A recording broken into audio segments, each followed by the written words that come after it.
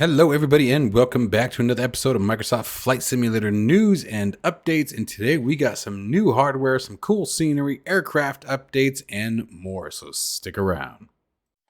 Make sure if you guys can that you join us at Flight Sim Expo 2023. That's right, Overkill Simulations is going to be present this year, guys, at the Lone Star Museum in Houston, Texas. If you guys are interested in joining us there, be sure to check down the description below. There is a coupon code that can save you guys a bit of money using my personal reference to get you there. Again, that'll save you a bit of cash in your Flight Sim Expo 2023 experience. This is going to be June 23rd through the 25th of 2023. Again, in Houston, Texas, at the Lone Star Flight Museum. I went a few years ago in Las Vegas, and they are an absolute great time. There's some very, very informative and educational seminars to help better your flight simming experience, as well as a ton of developers of both hardware and software that you guys actually get to try out, essentially a try before you buy experience, as well as talking with the developers themselves and finding out what the products are all about. So again, guys, it's going to be Flight Sim Expo 2023 in Houston, Texas. I hope to see you guys all there. Don't forget to use my coupon code that you can find down in the description below. If you are interested in acquiring any of my Overkills tutorial guides or simply interested in supporting the channel, please consider joining me on Patreon. Patreon subscribers level tier 2 and above have access to all of my guides as well as any future guides that come along down the road. Patreon link can be found in the description below, and thank you to all of my current subscribers.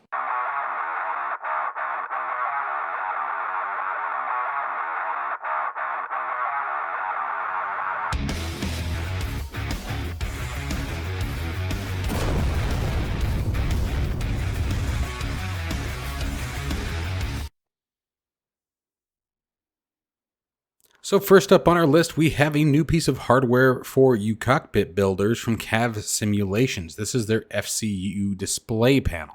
Now this is just the display panel, so keep that in mind, but it gives you all of the information according to the real world Airbus FCU. It tells you absolutely everything that the real aircraft is going to tell you. Again, this is going to be real handy for those of you who are interested in building your own cockpit or possibly your own FCU system and are just looking for a pre-configured, already basically plug and play, ready to go FCU. Now it can work with both the default flight simulator software as well as MobiFlight to give you, I believe, a bit more functionality and customization with it. Tells you absolutely everything, whether from your managed mode, your speed readouts, speed modes, etc. So anything that you would see in the standard FCU. Now the thing is, this thing comes up at over 50 euros. This started off as a Kickstarter program back, I think it was 2 years ago, a year ago now, something like that. And it never actually hit its target for the Kickstarter, but managed to come into production regardless. Now, here's my concern about this whole thing. I'm going to be completely honest with it, is that over 50 euros for something that is simply just a display, I feel that's a bit steep. I really do. That's you've got, especially when you consider the fact that we have the mini FCU coming. I can't remember who the developer is, but I'm really excited for it. The mini autopilot FCU that is going to be designed specifically around the Airbus that will give you all the same information as well as an actual mini FCU, buttons, knobs, rotaries, etc. Everything that is existent in there, and that current Kickstart program at least is at $99. So you could donate right now or be a part of the Kickstart program for $99, and then when it comes into production, that's the price that you pay. Now, I do believe it goes to significantly higher than that once it actually goes into production, so that's something to be considerate of, and I totally understand that. I just feel like, I think it was 53 or 54 euros is what the actual total is. That's a lot, again, for just the display. But with that being said, I'm not a programmer. I'm not a developer. I don't know what it actually took to put this together and what kind of research and coding was required, what kind of SDK hurdles had to be overcome to do so, what the cost of hardware is. I don't know that. So I need to be fair as I say that I believe that the price is a little high, that maybe I don't know what I'm talking about. That's completely fair, and I'm going to call myself out on that, even after what I've said. But we'll see what happens. Let me know what you guys think in the comments below about this one. Maybe if you have some background history on it and can give us all some clarity as to why the price of where it's at, that might provide a better understanding and a more open mind to purchase said object for many who may be thinking the same way I am. But nevertheless, wanted you guys to know that this is in actual production and available for purchase at your will. Pilots, in conjunction with SimWorks Studio, provided an update on the Dash 7. Now, the Dash 7 was initially announced back in 2019, and then October of 2022, they said that it was only a few weeks away. Now, obviously, we all know that things happen. Sim updates break the crap out of things, so I'm sure there were some hurdles and other unforeseen bumps that had to become across. But pilots have gone to their Facebook page and provided some pretty significantly cool updates in regard to this aircraft, as well as you can see here some integration to the GTN series of avionics.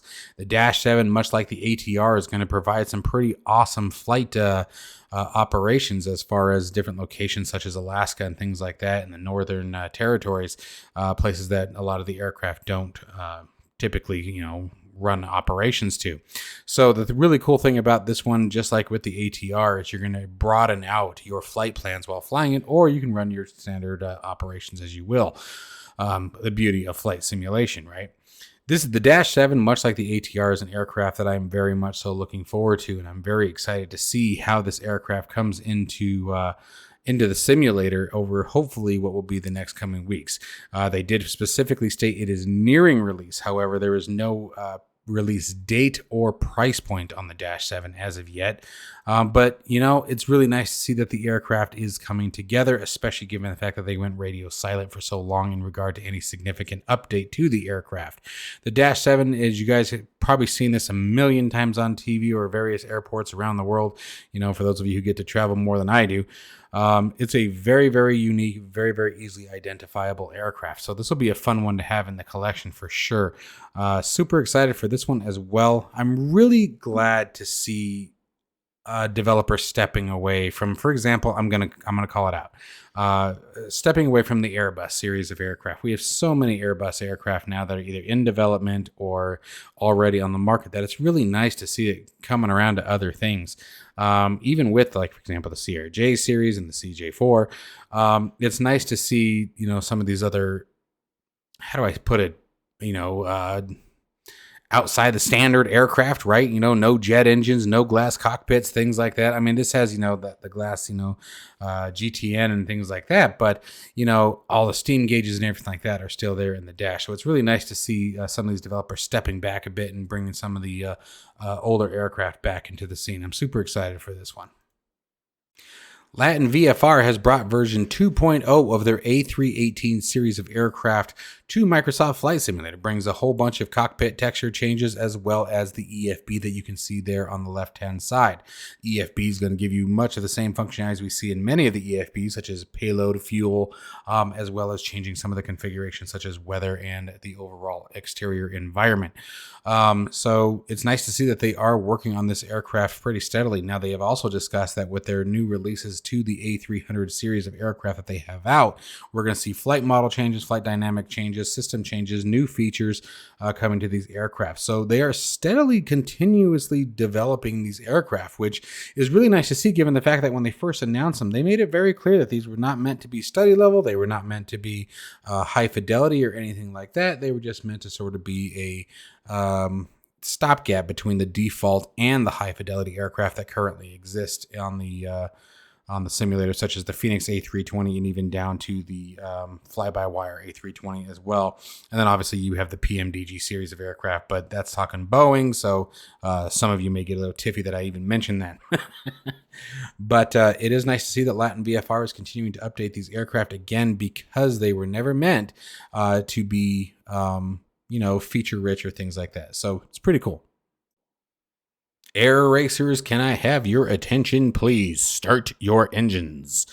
As Flight Simulations has released their first Air Raceway pack on the in-game marketplace. Again, this is the in-simulator marketplace that you guys can find this, where it is 4 different racetracks that have been added to the simulator. One of those being the Air Race World Series Indianapolis for Microsoft Flight Simulator.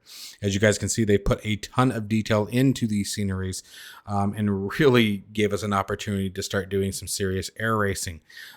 These are things that are going to be fabulous. For example, the Extra 300 LT, which they've also included a bunch of very specific liveries for the particular aircraft in sponsorship of the races.